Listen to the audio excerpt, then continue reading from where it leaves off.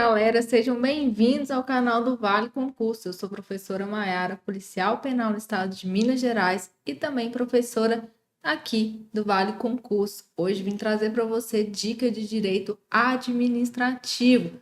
Nós vamos trabalhar com as questões mais cobradas em concurso público, tá? Dentro da matéria aí de noções, né, e direito administrativo, beleza?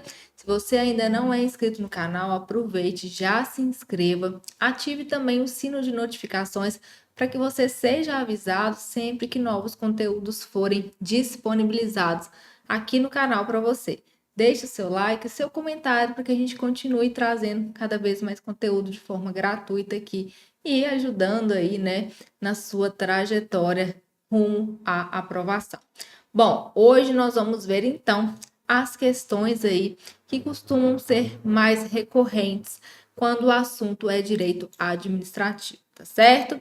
Então, olha só, começando aqui com a nossa primeira questão.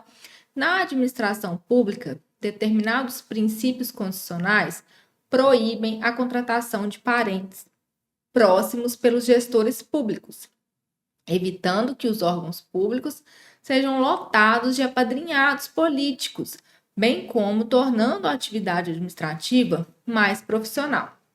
No caso, estamos nos referindo aos princípios da A. Legalidade, publicidade e isonomia. B. Moralidade, impessoalidade e isonomia. C. Legalidade, pessoalidade e moralidade. D. Isonomia, razoabilidade e publicidade. Olha só, nós temos então alguns princípios, né, que vão reger aí o funcionamento, né, da administração pública, tá? Eles vão exercer, na verdade, uma força cogente, né? Eles são aí de observância obrigatória em toda a administração pública, em todas as esferas de poder, tá? Em relação aqui a essa prática que o enunciado da questão retrata, de apadrinhar, né, politicamente pessoas, inserindo-as em cargos públicos sem prévia aprovação em concurso público, para aqueles cargos que assim admitem, né? A gente tem aí os chamados cargos comissionados. Nós temos uma prática que é vedada, que é o nepotismo, tá? Esse apadrinhamento político aí, essa inserção de parentes próximos para ocuparem cargos públicos sem necessidade de concurso. Isso vai ferir alguns princípios administrativos, né? Então, por que você está aqui hoje vendo essa aula, estudando, buscando conhecimento para fazer um concurso público? Porque a administração pública, ela não tem o poder de colocar quem ela entender, quem ela escolher, né, para ocupar todos os cargos públicos. Existe aquele percentual de cargos comissionados para exercício de função de direção, chefia e assessoramento, mas o cargo público efetivo, por exemplo, ele somente pode ser ocupado mediante prévia aprovação em concurso público. Isso, gente, visando o quê? Resguardar 3 princípios muito importantes, que é a moralidade, né? A impessoalidade e a isonomia, tá? Então, a vedação ao nepotismo, né, que é essa prática de apadrinhamento político, ela vem para proteger 3 princípios administrativos, que é a moralidade, a impessoalidade e a isonomia, a nossa letra B. Questão número 2. Os atos da administração pública devem considerar a relação custo-benefício, buscando-se um desempenho que atinja o maior número de beneficiados em virtude do princípio da A. Eficiência, B. Publicidade, C. Legalidade, D. Moralidade e E. Impessoalidade. Então, olha só, aqui, né, é um princípio que vem para estabelecer uma relação de custo-benefício, uma relação de rendimento funcional, em que os bônus, né, eles vão superar os ônus, tá? Este é o princípio da eficiência. Princípios administrativos são sempre temas bastante cobrados em prova e que cobram a matéria de direito administrativo no edital. Então, os princípios, né, você saber ali diferenciá-los, isso é fundamental para a sua prova. Então, o princípio da eficiência, ele vem justamente para apregoar essa questão, né, do custo-benefício. A gente quer sair de uma administração pública burocrática para uma administração pública gerencial, em que há essa relação aí de rendimento funcional, tá? Então, aqui o nosso gabarito, nossa resposta correta é a letra A. Questão número 3. Segundo a Constituição Federal, todos têm direito a receber dos órgãos públicos informações de seu interesse particular ou de interesse coletivo ou geral, que serão prestadas no prazo da lei, sob pena de responsabilidade, ressalvadas aquelas cujo sigilo seja imprescindível à segurança da sociedade e do Estado. A regra decorre de que princípio da administração? Letra A, eficiência. B, eficácia. C, publicidade. D, legalidade. E E, moralidade. Então, olha só. A gente tem, né, essa questão aí do direito à informação, né, em que, em regra, os atos da administração pública, eles serão dotados de publicidade. Porque a publicidade, ela vai permitir que a gente tenha um controle sobre os atos da administração pública. Só que a publicidade, embora ela seja a regra, ela pode sofrer algumas exceções, que a própria Constituição Federal assim permitiu, tá? Então, a gente pode ter casos em que o sigilo vai ser necessário para resguardar o quê? A segurança do Estado e da sociedade. E aí nós vamos ter aí a permissão de sigilo. Se você, né, parar para pensar, talvez você já tenha ouvido falar, por exemplo, nos processos judiciais que correm sob segredo de justiça, tá? Para resguardar o quê? O interesse ali dos envolvidos, beleza? Então aqui, ó, nós estamos falando, né, dessa regra aí, de que os atos eles serão o quê? Públicos, né? Serão aí do conhecimento de todos, tá?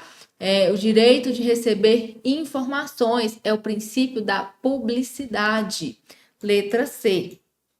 4. Em uma fundação pública regida pelo direito público, representa uma entidade.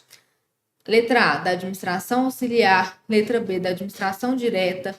Letra C, da administração indireta. D, da central. E E, da gerencial. Gente, a fundação pública, e isso vai, né, vai um bizu para vocês aí, se vocês virem falando, a questão veio falando a respeito de entidade, tá? Ela vai compor a administração pública indireta.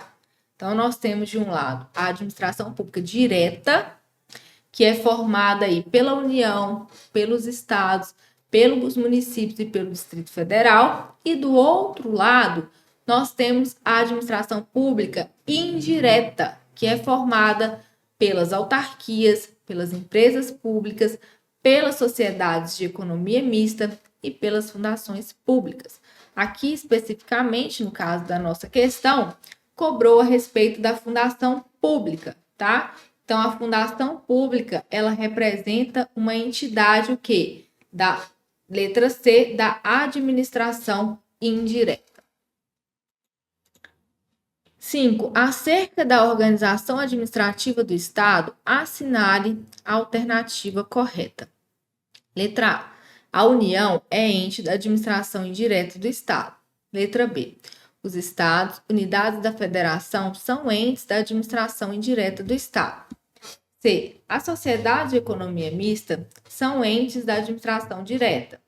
Letra D. Empresas públicas são entes da administração direta. Letra E. Autarquias são entes da administração indireta. Então, olha, eu falei com vocês, né? Quem faz parte de cada administração aqui? Né? Administração pública direta. Recapitulando: União, Estados, Distrito Federal e municípios.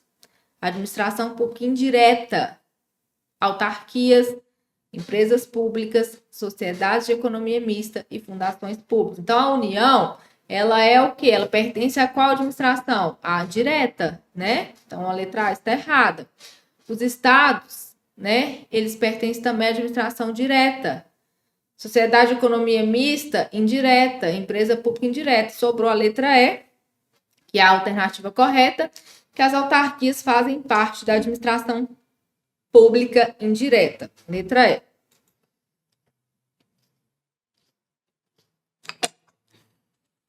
Próxima questão. A desconcentração no âmbito da administração pública ocorre, por exemplo, na instituição de letra A, empresa pública, letra B, autarquia, letra C, fundação pública, letra D, sociedade de economia mista e letra E, secretaria executiva. O que é a desconcentração? Gente, a desconcentração, ela é uma técnica de divisão interna de competência, distribuição interna de competência. Então, a gente tem dentro de uma mesma pessoa jurídica, então, por exemplo, a União, né? A União, ela vai se desconcentrar e vai, né, dividir internamente ali as suas competências e vai criar o Ministério da Fazenda, tá? O Ministério da Fazenda vai se desconcentrar e criar a Secretaria de Receita Federal. A gente fala, né, que com a desconcentração nós temos o surgimento dos órgãos públicos. Então, através da desconcentração é que os órgãos públicos irão surgir, certo? Então, olha só, se a gente analisar aqui, é diferente do que ocorre, por exemplo, na descentralização. Porque com a descentralização, nós temos a criação da administração pública indireta. Então, quando a administração pública direta se descentraliza, ela faz nascer a administração pública indireta com a criação das entidades que compõem, né, as autarquias, empresas públicas, sociedade de economia mista e fundação pública, tá? Então, a descentralização, ela ocorre de uma pessoa jurídica criando outra pessoa jurídica. A desconcentração é interna, divisão interna de competência dentro da mesma pessoa jurídica. Então, vai ocorrer a desconcentração aqui com a criação da empresa pública? Não, aqui é descentralização, porque a administração pública direta criando a indireta. Autarquia também é descentralização, fundação pública e sociedade de economia mista, todas surgem através da descentralização. É só lembrar, as entidades da administração pública indireta, elas surgem com a descentralização, porque elas não são órgãos públicos, elas são entidades, elas são pessoas jurídicas, tá? Então, aqui a Secretaria Executiva, que é um órgão público, vai surgir aí com a desconcentração. Então, letra E. Questão 7, ó. O município Alfa recebeu representação informando que José estava ocupando determinada calçada com um trailer do tipo food truck, sem prévio consentimento do poder público. Os agentes públicos municipais de posturas, ao realizarem diligência formal no local, verificaram a veracidade do que foi noticiado e constataram ainda que o trailer estava obstruindo a passagem dos pedestres pela calçada, os obrigando a passar pela via pública, com risco de serem atropelados. Após a negativa de José de retirar o seu trailer do local, os agentes municipais, com base em lei, o fizeram diretamente. De acordo com a doutrina do direito administrativo, o poder administrativo que embasou a providência adotada pelos agentes municipais é o poder A, de polícia, B, de gestão, C, disciplinar, D, hierárquico e E, sanitário. Aqui, pessoal, a gente sai da parte, né, dos princípios administrativos, falamos um pouco já também de organização administrativa, quando a gente viu ali questão sobre administração pública direta e indireta. Agora a gente entra na parte de poderes administrativos, tá? Então, olha só, nós temos, né, os poderes que são instrumentos dos quais a administração pública se vale para que ela alcance ali o interesse público, tá certo? E aí, cada poder vai ter suas características. Então, a gente tem o poder hierárquico, né, o poder disciplinar, o poder normativo ou regulamentar, o poder de polícia, o poder discricionário, o poder vinculado. Olha só, o poder que vai limitar, né, o exercício de direitos individuais para proteger, para resguardar o interesse público é o poder de polícia. Esse poder de polícia, ele não se confunde com as polícias, órgãos de segurança pública, não. É o poder que a administração pública tem justamente de fazer isso aqui que ela fez. Olha só, ela pediu, né, o José que retirasse o trailer dele da calçada, porque os pedestres não estavam tendo como passar, inclusive estavam, né, se colocando em situação de risco para passarem na rua. E quando ele se negou a retirar o trailer, né, os agentes municipais fizeram isso de forma direta, tá? Então, isso é um exercício que do poder de polícia. É o poder da administração pública de limitar, de condicionar, dizer como que nós individualmente iremos exercer determinados direitos para que o interesse público, que o interesse da coletividade, ele seja resguardado, ele seja protegido. Então, 7 aqui é poder de polícia. Mais uma de poder administrativo, ó. O poder da administração pública em que o agente administrativo dispõe de uma razoável liberdade de atuação, podendo valorar a oportunidade e a conveniência da prática do ato, quanto ao seu motivo e, sendo o caso, escolher dentro dos limites legais do seu conteúdo, é o poder A, hierárquico, B, vinculado, C, discricionário, D, disciplinar, E, regulamentar. Então, olha só, uma coisa importante. Quando nós estivermos diante dessa expressão conveniência e oportunidade, nós estamos falando de discricionariedade administrativa, tá? Então, a gente fala que algo é discricionário quando é possível a gente analisar a oportunidade e conveniência daquela situação. Então, o exercício desse poder, né, mediante a avaliação da conveniência e oportunidade, a prática de um ato, né, avaliar se é conveniente, se é oportuno naquele momento, tá? Então, quando aparecer essa expressão conveniência e oportunidade, nós estamos falando o quê? Do poder discricionário, tá? Essa é a chave para que a gente identifique esse tipo de poder. Nós também temos classificação dos atos administrativos, a gente tem também o ato discricionário, que é a mesma coisa aqui, tá? Basicamente a mesma coisa. Lá no ato discricionário vai ser avaliado o quê? Conveniência e oportunidade para a prática do ato. Aqui o poder discricionário também avalia aí questão de conveniência e oportunidade, tá certo? Então, letra C, poder discricionário. 9. Quando o administrador público pratica conduta ilegítima, atuando fora dos objetivos de forma expressa ou implicitamente traçados em lei, trata-se de A, uso do poder, B, exercício do poder, C, aplicação do poder e dever de agir, D, exercício do poder de polícia, E, abuso de poder. Então, ó, aqui, né, o gestor público, o administrador público, ele está praticando uma conduta que estará fora dos objetivos aí que a lei define, tá? Então, quando ele atua dessa maneira, nós temos o chamado abuso de poder, tá? O abuso de poder, ele pode ocorrer de duas formas. Primeiro, quando há um excesso ali de competência, tá? Por exemplo, o agente público, ele vai além dos limites que a lei estabelece como de sua competência para praticar o ato. Então, ele atua com abuso de poder na modalidade excesso de competência.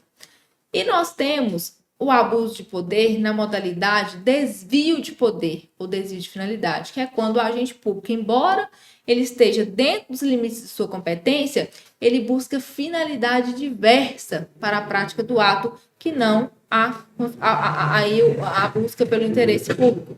Ele pretende ali uma outra finalidade, né? Ele desvirtua a finalidade que o ato previu ali para atingir o interesse público.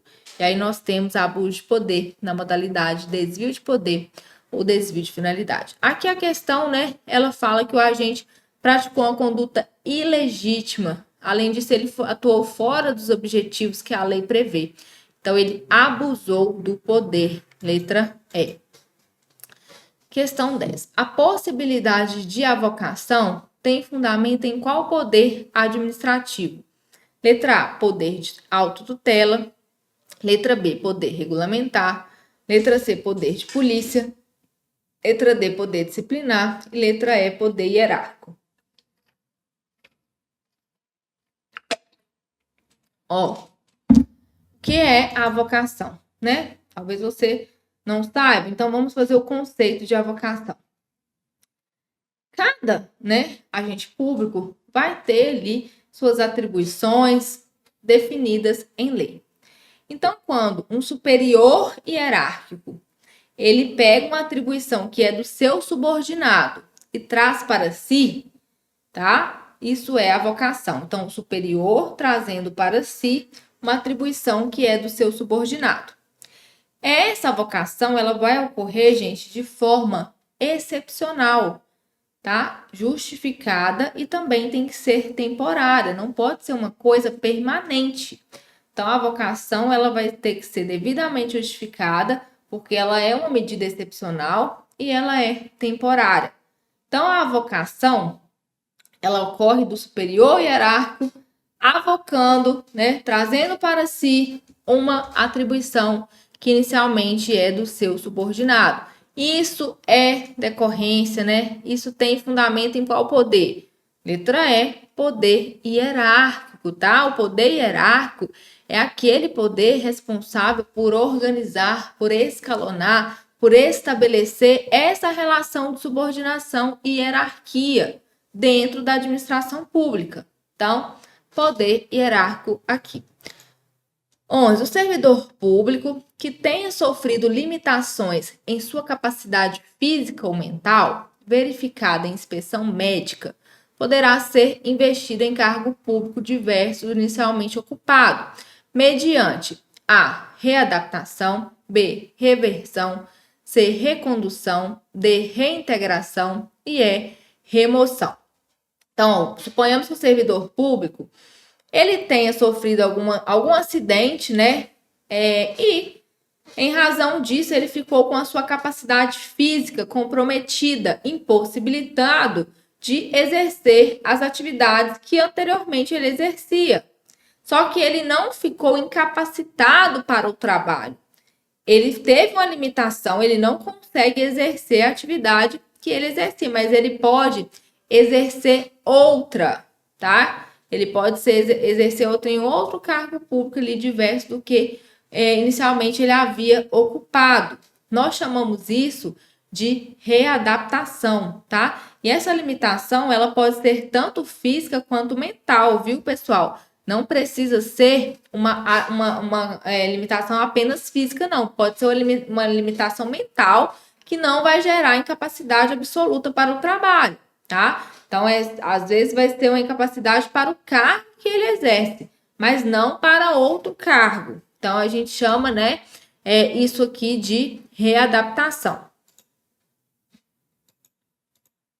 Quais são os elementos dos atos administrativos? Então, letra A, competência ou sujeito, finalidade, estilo, motivo e objeto. B, competência ou sujeito, finalidade, forma, motivo e objeto. C, competência ou sujeito, característica, forma, motivo e interesse. Letra D, competência ou sujeito, forma, enquadramento, motivo e objeto. Letra E, competência ou sujeito, finalidade, natureza jurídica e objeto. Então, olha só, os elementos ou requisitos, eles precisam estar presentes quando o ato ele for praticado. Então, a gente tem, como elemento o que nós chamamos aí o mnemônico COFIFORMOB. Competência, finalidade, forma, motivo e objeto. A competência, quem é o agente público competente, Essa competência está prevista em lei para a prática daquele ato, tá? A finalidade, o que se busca, o que se quer alcançar com a prática daquele ato administrativo.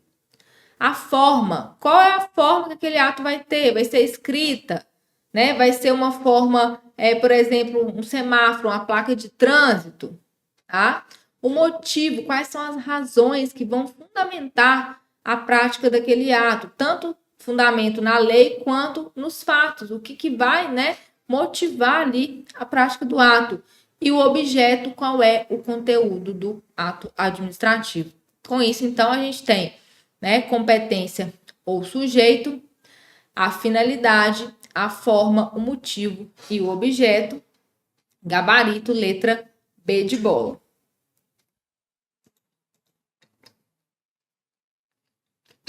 Questão 13. Quanto à sua formação, é o ato administrativo que nasce por meio da manifestação da vontade de um órgão unipessoal ou colegiado, ou agente da administração. A. Ato inexistente. B. Ato composto. C. Ato complexo. D. Ato geral. E E. Ato simples.